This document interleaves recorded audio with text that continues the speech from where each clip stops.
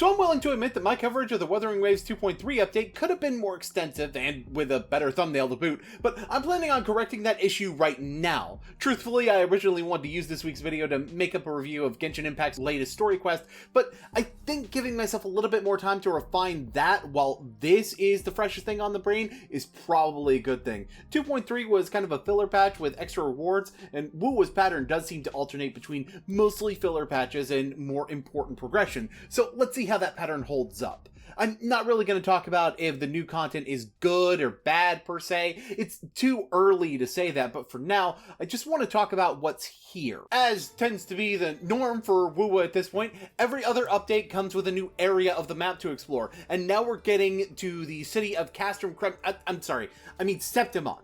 It's Septimon. Okay, to be fair, it's not that similar.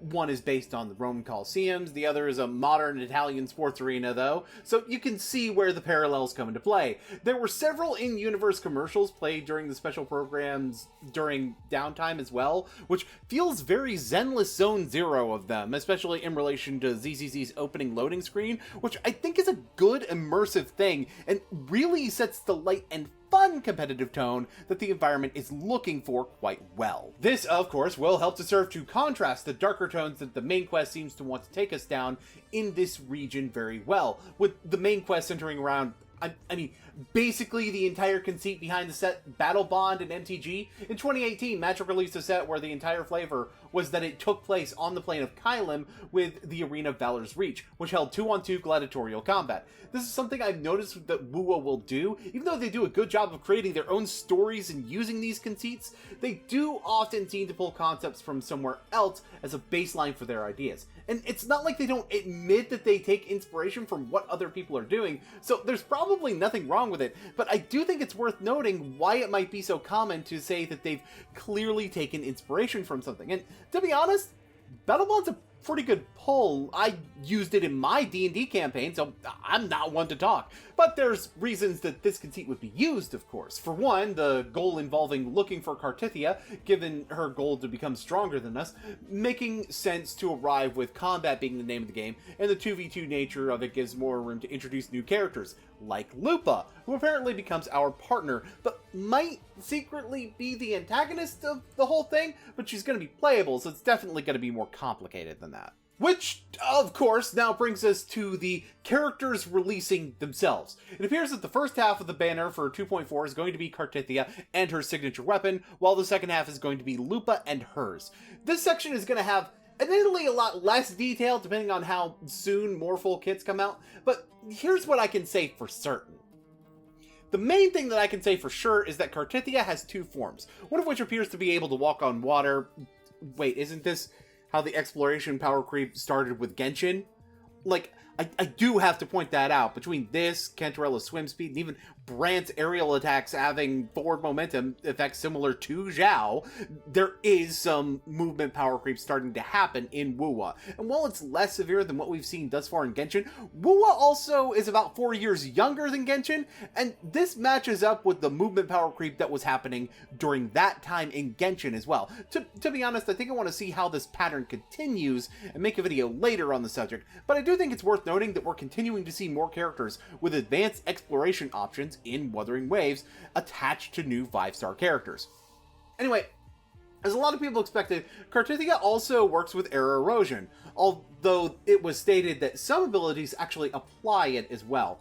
The fighting style seems to revolve around using the basic combo, skill, and heavy attack to summon 3 swords, and then using a plunging attack or her ultimate to absorb all of them back. I'm not certain how this will fit in with the quick swap style, but it's possible it'll be a little less friendly to quick swapping than some other units we've got on the roster.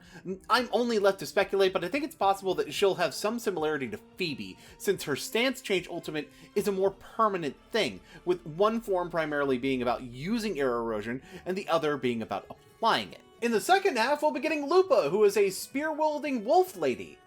She also seems to have a mid-air string, and, well, I think that it should be no secret that a character with a mid-air attack string is probably right up my alley, especially when it leads to her forte giving what appears to be an alternate outro skill, and I'm sorry, is this the third partner for my Brant and Zhang Liao team that I've been looking for?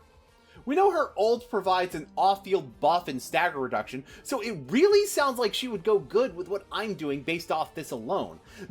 I'd be a little bit concerned about the field time she needs in order to get some of these buffs, but we'll probably know more when we have a more complete kit, or when we're able to actually play with the character. Now, at this point, I must point out that we don't really know what the weapons of these two characters do very much at all, and I'll probably make videos further down the line talking a little bit more about what the weapons do as well. There were some leaks about what Kartithia seemingly did, but I don't want to rely on that, but just know that the weapons look really cool. You got a cooler looking Freedom Sworn, and you got a cooler looking Wolf's Gravestone. Babingus Boingus. Now, most of the events in 2.4 are going to be pretty standard things that WUWA gives for the most part. There's a new virtual prototype trial, although this comes with the twist that apparently we can wind up fighting 2 bosses at once, which, you know, pretty crazy. We'll have to see if buffs we get access to make it manageable for players of a more average skill level. But yeah, we've got exploration events, the weird memory crystal ball thing that they tend to do with these new areas. Sort of an area capture type of mini game as an exploration thing. But there's one aspect to this I couldn't help but take note of. In the live stream, I noticed that they said that we're going to be getting 10 Radiant Tides. Those are the event character pulls, for those that don't remember, in the mail after the version launch. And I thought maybe they were going to use this to replace the 7-day login that patches normally get, but, now we're getting the 7-day login according to the preview page as well. I don't know if the rewards for the 7-day login have changed. Actually, I do. At this point, they actually haven't changed. But this is actually kind of a big deal. Even if this is replacing the issue fix and downtime compensation, it's still about 7 extra pulls of compensation. I don't know if this is just going to be for this patch either, but it still feels like a fairly big deal that people aren't talking about very much. So yeah, that's pretty much everything in the live stream. Some optimization stuff here and there. The focused mode for the story is kind of cool. But otherwise, not a whole lot to talk about during the rest of the stream. Oh, right, except the ending. So we did kind of get some random character splashes at the end as sort of a teaser after everything is done. And there's actually more to talk about here than some people may realize. The implication of putting this here is fairly obvious. This is a roadmap of future playable characters. I think I can point to some indications that this is truly giving us a character roadmap. So just bear with me while I go over this. So, first of all, we have the Sun Crown Lady with a broadsword. My initial guess is that she's going to be a Spectro Broadblade character. A combination that isn't in the game yet.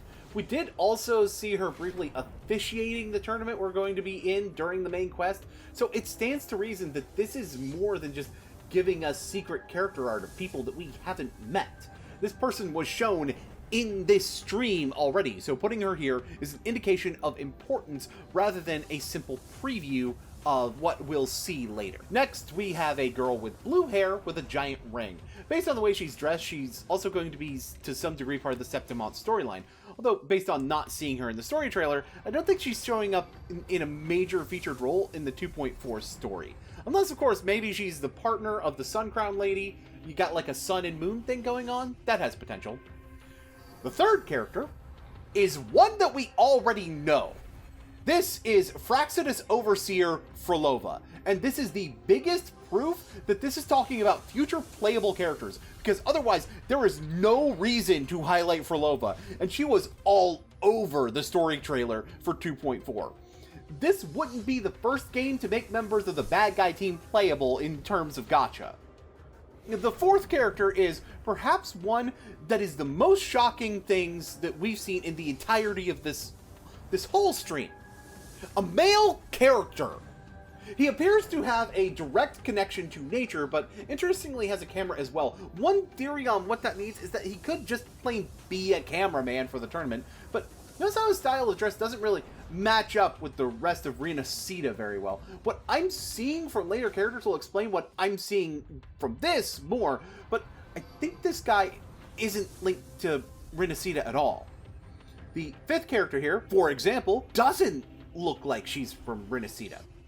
That is more so a schoolgirl uniform. In fact, the art style seems to fit more with Punishing Gray Raven.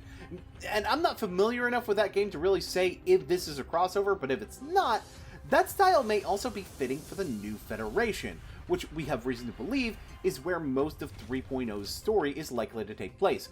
We also know the New Federation is a cyberpunk-style metropolis, and that there's an upcoming Cyberpunk Edgerunners collaboration that seems like it makes the most sense to incorporate during the story involving the New Federation. So when you put 2 and 2 together, I think she's from there. The way I linked the previous guy with this is that we could be exploring themes of a capitalist inequity by having areas of the city that are less developed and more natural, or he could primarily live in an explorable area outside of the main city. This also fits with the last character. White hair, still wears those dark tones. The darker tones in the clothing choice is the real reason that I think these characters are more linked to the New Federation than Renacida. Renacida's colors have all been either bright or just plain white, with primarily black outfits being mostly absent from the characters from here, while most of these characters primarily use darker or muted tones, which matches up with the majority of the characters that we know are from the New Federation already. In fact, the dude with the camera having a theme around nature actually lines up with a character that a lot of people forgot was born in the New Federation, mostly because she doesn't dress the way other New Federation-aligned characters do, Verena. So, here's what I think this is. It's a direct roadmap. The first 2 characters are what we'll be getting in 2.5, and will close out the Renacida portion of the story. Next update, I think, is likely to be 3.0 when we get Frolova and the camera guy, likely in the outskirts of the New Federation. Either that, or 2.6 with a quest in a Huanglong, maybe, that winds up giving us a reason to go to the New Federation. Those last 2 will be the first 2 play-up characters we meet in the actual city of the New Federation in either 3.0 or 3.1, depending on which reality is true. All in all, I think there's plenty to be excited about with this update based on the livestream. The new region looks really good, the new characters look good for very different reasons, and the teaser at the end gave people a lot to chew on when it comes to future speculation.